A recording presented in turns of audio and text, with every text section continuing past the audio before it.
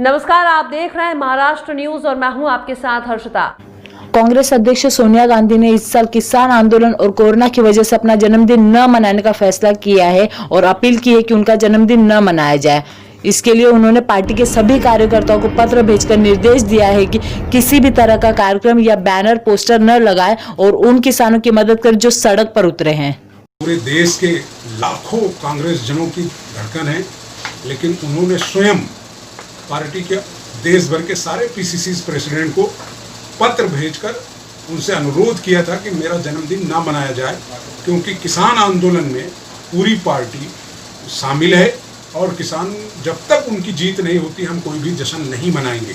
क्योंकि आप सबको पता है कि 3 कानून संसद में जो बीजेपी की सरकार और मोदी गवर्नमेंट ने पास किया वो देश के किसानों के हित में नहीं है और उसी को लेकर आज देश का किसान सड़क पर है। कई किसान मरे हैं, कई किसानों के साथ सरकार और पुलिस जिस तरह की ज्यादती कर रही है, इतनी ज्यादती अंग्रेजों के ज़माने में जलियांवाला बाग में भी नहीं हुआ जिस तरह का दिल्ली आसपास के शहरों में हो रहा है।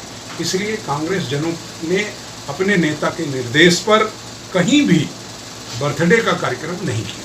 सारी पार्टियां किसानों का समर्थन करती है, क्या कांग्रेस ने कितना समर्थन किया है किसानों के लिए?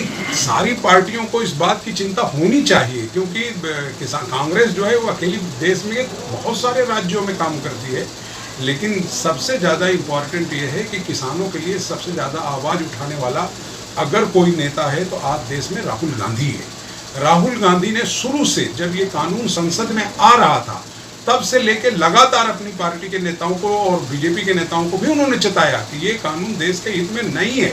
इसलिए कांग्रेस दूसरे पार्टी की मदद से और आज शायद राष्ट्रपति को भी उन्होंने ज्ञापन दिया है और ये आंदोलन को आगे चलाने के लिए निर्णय हुआ है। किसानों का इतना बड़ा आंदोलन हो रहा है, क्या सरकार केंद्र सरकार बैकफुट पे आएगी?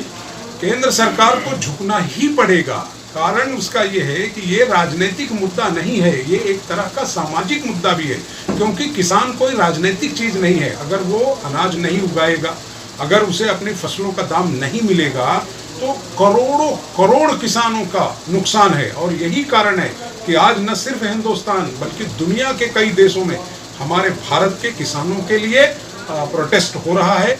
अलग अलग देशों के एम्बेसीज में लोग जा रहे हैं और इस बात का अपना विरोध दर्ज करा रहे हैं कि हिंदुस्तान में किसानों को न्याय मिले।